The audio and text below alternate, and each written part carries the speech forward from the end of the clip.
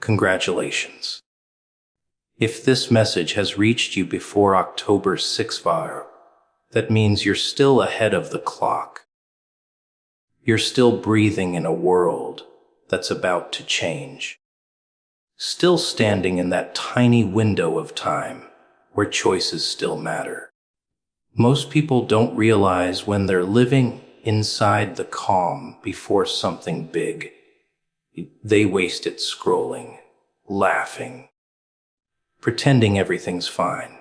But the truth, the countdown has already started. Every second is dripping away like blood from a cut you can't see yet. And you're one of the few who got the warning early. You got the message before the others even knew there was one. Funny how fate works. Some people never hear it, and some hear it just in time. Timing decides who survives and who watches. That's the game, isn't it? Everyone thinks it's about strength, luck, talent, whatever lie keeps them comfortable. But it's always been about timing. The right words spoken too late is useless. The right move made too early is suicide. The world doesn't reward effort. It rewards precision.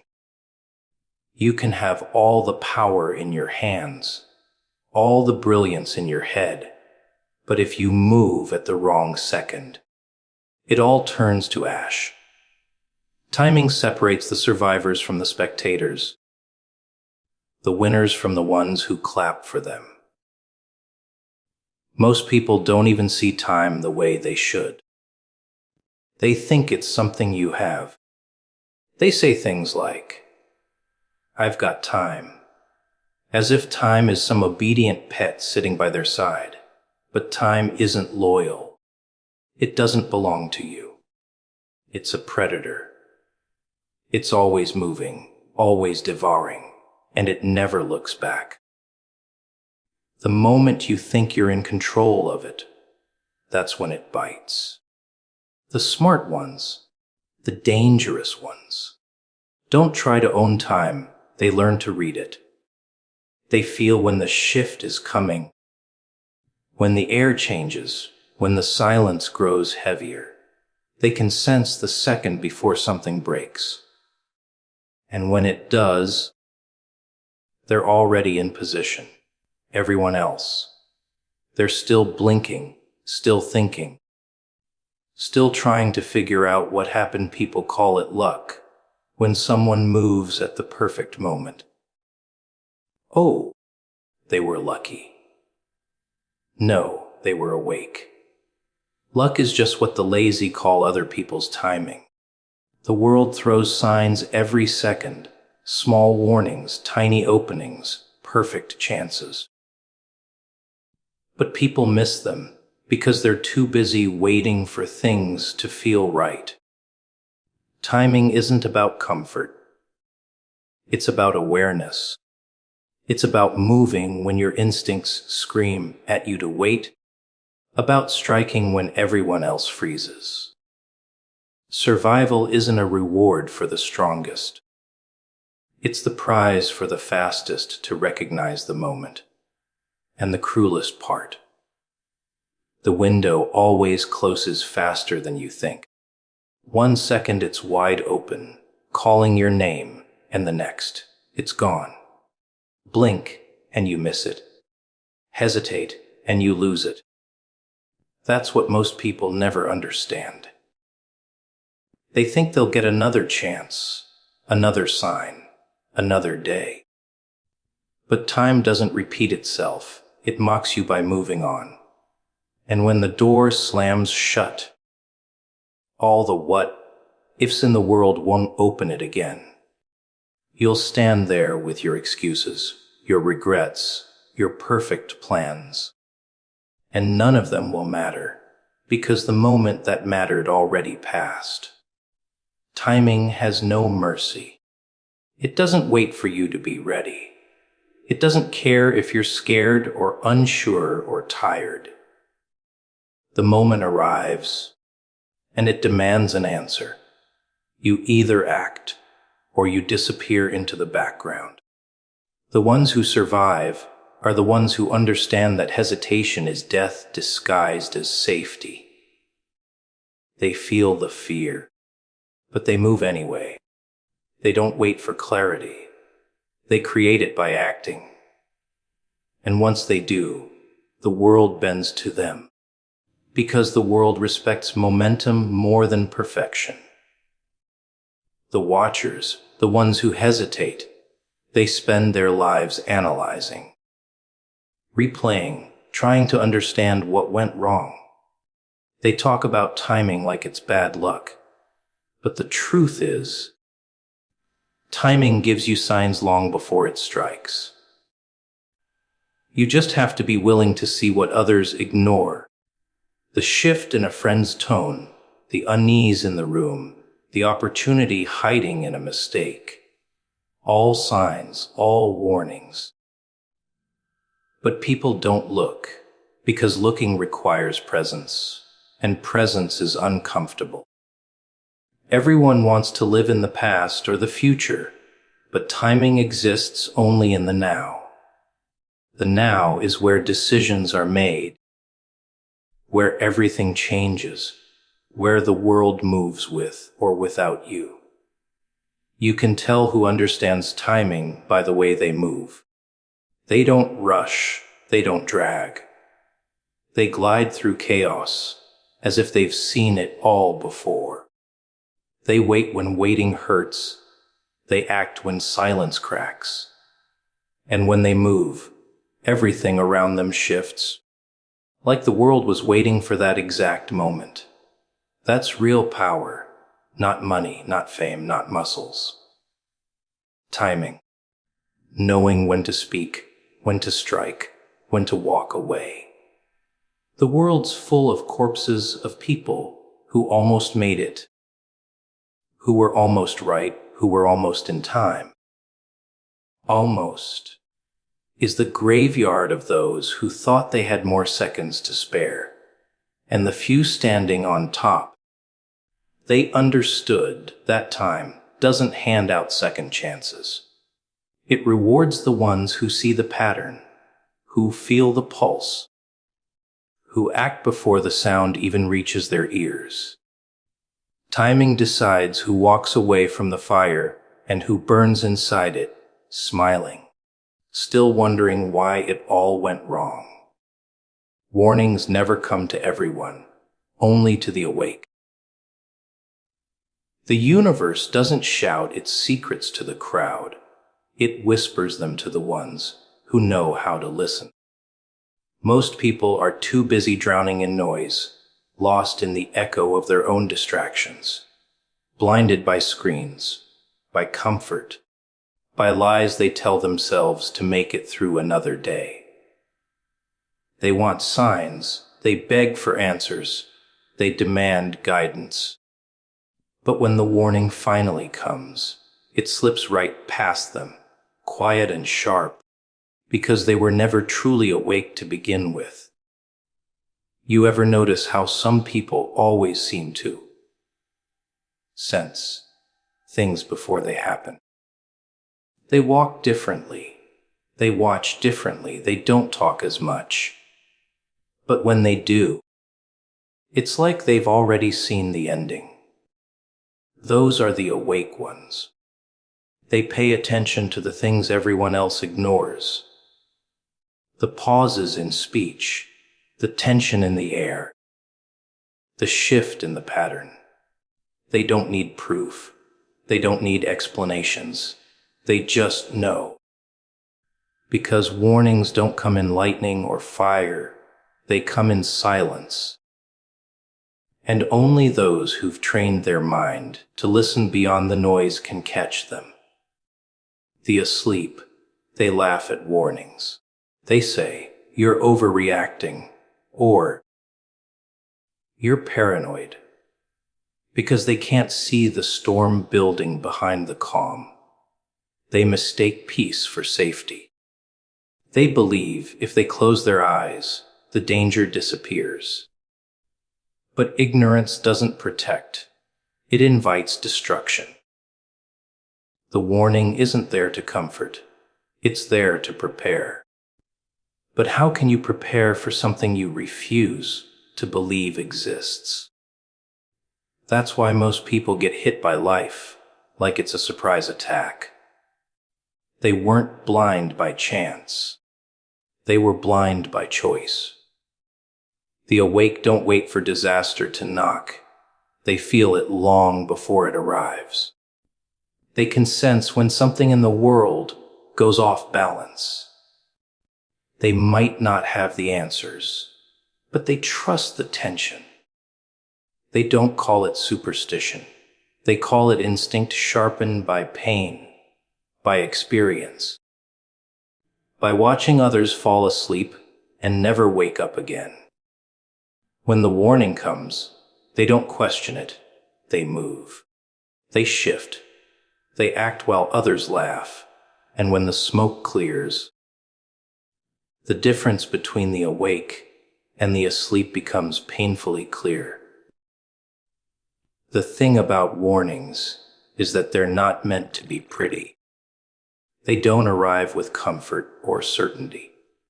They come wrapped in unease, in the feeling that something's wrong, even when everything looks fine. It's the way the world tests who's paying attention. The warning isn't the storm. It's the breeze before it, the quiet that feels too quiet, the flicker of doubt that creeps into your gut. The awake feel that, and they don't ignore it. They respect it. Because they've learned that ignoring small warnings leads to bigger disasters. People say they want truth, but what they really want is reassurance. Truth doesn't reassure, it disrupts. It wakes you up, violently, like cold water thrown in your face. And that's why so few can handle it. When a warning arrives, it demands change. It demands that you move, that you break from your comfort, that you abandon the illusion that everything will just work out. The asleep cling to that illusion until it drowns them. The awake, they let go before the tide hits. They don't fight the wave. They ride it. And there's another thing. Warnings don't repeat themselves. They appear once in a flicker, and then they're gone. If you missed it, it's not coming back. You don't get to rewind life to catch the whisper you ignored. That's what separates the watchers from the survivors. The awake are always scanning, always alert, not because they're paranoid, but because they've learned that the universe doesn't owe them clarity. If you want to survive, you have to earn your awareness. The warning might come as a feeling, a dream, a word overheard, a sudden sense of dread. Most people shrug it off. They call it coincidence. The awake call it a message, and that message, once recognized, becomes their weapon. They don't panic, they prepare. They start moving pieces before anyone else knows there's even a game being played.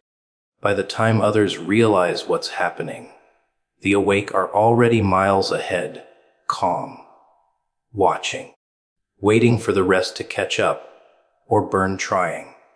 Being awake isn't comfortable. It's lonely. You see too much, feel too much, understand too deeply how fragile everything is. But that's the price of awareness. You can't unsee what you've seen, and you can't go back to sleep once you've heard the whisper. And yet, that's the edge that keeps the awake alive. The warning doesn't scare them. It sharpens them.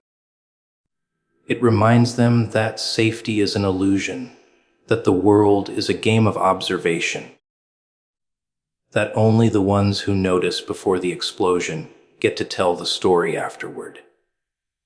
So when a warning finds you, when the whisper reaches your ear before the world falls apart, don't take it lightly. It didn't come to everyone. It found you for a reason. Because not everyone deserves to be warned. Only the awake do. The clock doesn't tick for decoration, it's a threat. Every click, every tiny sound it makes, is a reminder that something is slipping away, something you can't ever get back. People treat time like wallpaper, something that just exists in the background, something you don't have to think about. They wear watches, they hang clocks on walls, they check their phones 1,000 times a day.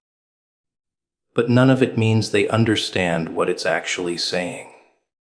That sound, that quiet rhythmic tapping, it's not keeping you company, it's warning you. It's whispering that the world is moving on, with or without you. Every second is a deal. You trade it for something, whether you realize it or not. Some people trade it for money, some for comfort, some for nothing at all. They throw their time away like it's endless, like there will always be another hour, another day, another chance. But the clock doesn't care what you believe. It just keeps counting down. You can ignore it, drown it out with noise. Fill your life with distractions. But time doesn't stop just because you're pretending it's not there. It's patient. It doesn't need to shout. It just waits for you to run out. You ever really listen to a clock in the middle of the night? That sound, that slow, deliberate rhythm, it's alive. It doesn't speed up. It doesn't slow down. No matter how much you beg it to. It's not on your side. It's reminding you that you're temporary.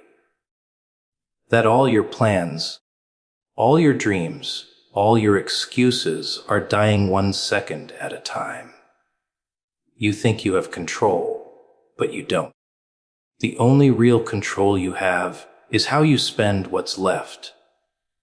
And most people waste that, waiting for the right time. That never comes. The right time doesn't exist. The clock isn't waiting for you to be ready. It's waiting to bury you. The funny thing is, people don't start listening to the clock until it's almost done ticking. When the doctor says, not much time left. When the betrayal finally hits. When the opportunity slips away. That's when they finally hear it. That's when the ticking becomes deafening. Because the sound never changed. They just never cared to notice it before. And by then, it's too late. The threat has already been fulfilled. The time they thought they owned was already spent. The clock doesn't lie. It doesn't play favorites. It doesn't care who you are, how rich, how powerful, how clever. It treats everyone the same. That's what makes it terrifying. You can cheat people, you can cheat systems, you can cheat yourself, but you can't cheat time. It's the one enemy that never blinks, never stops, never negotiates. It just moves forward, slicing your life into smaller and smaller pieces until there's nothing left to cut. The clever ones, the ones who see the threat for what it is, they don't waste time fighting it. They use it. They turn every tick into a warning, every second into a move. They don't wait for things to happen. They make them happen. They understand that every delay, every moment of hesitation, is another piece of life surrendered to the clock's teeth. They live fast, not because they fear death, but because they refuse to let time steal from them quietly. The clock has this cruel sense of humor. When you're young, it moves slow, teasing you with patience. But the moment you start to understand how little you have, it speeds up. Days blur into weeks, weeks into years, and suddenly the future you talked about is already gone. You'll tell yourself you'll start tomorrow, but tomorrow isn't guaranteed.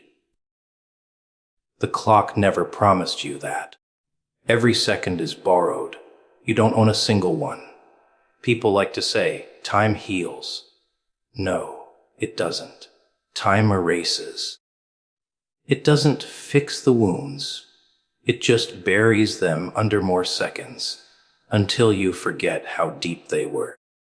Time doesn't care about your healing, your regrets, your pain. It only cares about progress. And progress isn't kind. It keeps moving with or without you. The ones who understand that don't wait to be ready. They act in the middle of the chaos because they know waiting is just another name for dying slower. The clock doesn't tick for decoration. It's not background noise. It's the sound of your life unraveling, second by second, while you sit there thinking you have more time. You don't. No one does. The clock is a predator dressed like a friend, smiling as it takes everything from you, one heartbeat at a time. People say destiny will find you, but that's a lie told by the lazy, by the comfortable, by the ones who are afraid to move until someone pushes them. Destiny doesn't knock politely on your door and ask if you're ready. It sneaks in, catches you off guard, rearranges your plans, and dares you to respond. But most people don't. They freeze. They hesitate. They wait for a perfect sign, for the universe to confirm that it's safe. Safe. That word again. It ruins more lives than failure ever could. Because while you're waiting for safety, destiny gets bored and walks away, looking for someone with the courage to move in the dark. You see, opportunities don't shout. They whisper. They don't show up dressed in gold. They look like problems, like pain, like endings. That's why most people miss them. They think destiny comes with applause, with certainty, with a guarantee of success. But destiny shows up as loss, heartbreak, rejection, humiliation. It shows up when everything falls apart and you're forced to choose between staying broken or rebuilding from the ashes. And in that chaos, that's where you find out who you really are. There's a moment, somewhere between the fall and the rise, when everything feels impossible. That's the moment destiny watches you closest. It's not about how loud you scream, how much you cry, or how deep the pain goes. It's about one thing: do you move? Do you take a step when the ground beneath you is shaking? Do you speak when your voice trembles? Do you act when fear tells you to wait? Because destiny doesn't care about your comfort. It's testing your conviction. The ones who make it, they don't have some secret power. They just stop waiting for permission. They stop expecting the world to make sense. They stop trying to predict what's next and just dive into it, no matter how ugly, how uncertain, how cruel. Because deep down, they understand something others don't. Hesitation is the enemy. The more you think, the more you lose. The more you plan, the more you delay. And by the time you finally decide to act, the moment is gone, stolen by someone who didn't think twice. Destiny doesn't reward the smartest or the most talented. It rewards the bold, the ones who jump before they're ready, the ones who risk looking foolish, the ones who are willing to be misunderstood, mocked, doubted. Because destiny loves chaos. It loves to see who can move through the storm without losing focus. It hides behind uncertainty, waiting to see who has the nerve to walk through it anyway. Most people wait for clarity before acting. But the truth, clarity only comes after you move, not before. Have you ever noticed how life seems to test you right before something changes? It's almost cruel, isn't it? Right before the breakthrough, everything falls apart. You lose people, you lose peace, you lose control. That's not punishment, it's preparation. It's the universe stripping away everything that's too small for the next chapter. But you don't see it that way when you're in it. You see it as betrayal. You call it unfair. You want to quit. That's exactly what the test is designed to do, to see if you'll surrender before the door opens. The irony is, destiny doesn't care about your timing. It doesn't wait until you're ready. It doesn't care if you're tired, broken, scared, or uncertain. When it's time, it's time. And if you don't answer, someone else will. You'll watch someone else live the life that was meant for you, simply because they had the nerve to move when you hesitated. And you'll tell yourself it wasn't meant to be. But deep down, you'll know the truth. It was. You just didn't move fast enough. There's a trap in thinking you'll get another chance, that you'll recognize the moment next time. But life doesn't recycle opportunities. It replaces them. The ones who act become unrecognizable in a year. The ones who wait stay stuck in the same place, telling the same stories about what they almost did. Almost. That word is the graveyard of potential. The world is full of people who almost became something. They almost tried, almost changed, almost listened. But almost doesn't count. Destiny doesn't reward almost. So, when the moment comes, and it always does, you'll feel it before you understand it. That strange pull in your chest. That restless energy, that whisper telling you, now, don't overthink it. Don't ask for proof. Don't ask for signs. That feeling is the sign.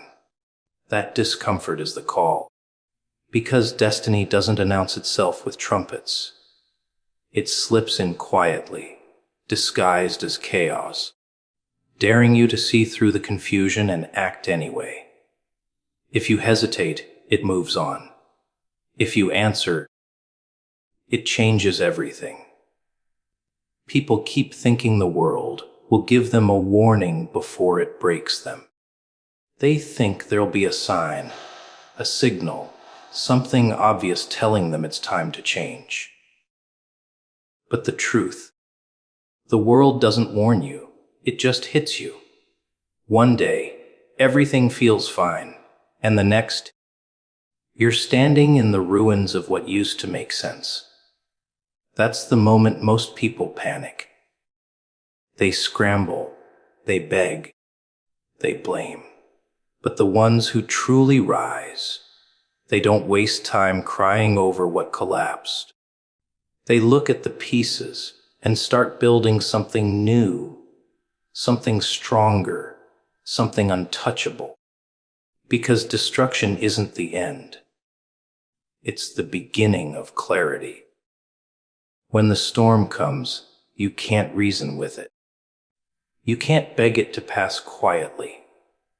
It doesn't care about your comfort or your plans. The storm's job is to strip away illusions, to expose the truth, to show you who's real and who was only there for the calm weather. People hate storms because they reveal too much. They show you the fragility of everything you trusted. The fake friends, the shallow love, the fragile confidence built on convenience. But that's the point. You can't step into power carrying dead weight. The storm clears your path for you, violently if it has to. Pain has a funny way of teaching you discipline. It doesn't whisper, it screams. And every time it hurts, it's asking you one question. Are you listening yet? Most people don't.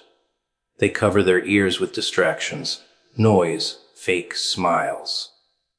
They tell themselves it's fine, that it's temporary. But you can't heal in denial. You can't find peace pretending you're not bleeding. The moment you stop running from your pain, you start learning from it. That's when transformation begins.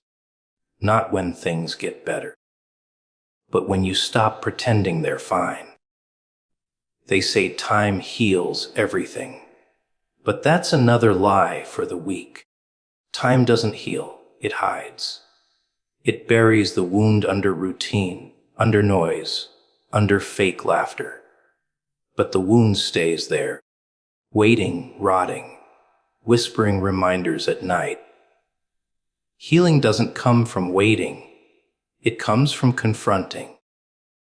You have to face the darkness that broke you, stare it in the eye, and take back what it stole. That's not easy. It's brutal. It's lonely. But it's necessary. Because if you don't, the pain will own you. It will control how you speak, how you love,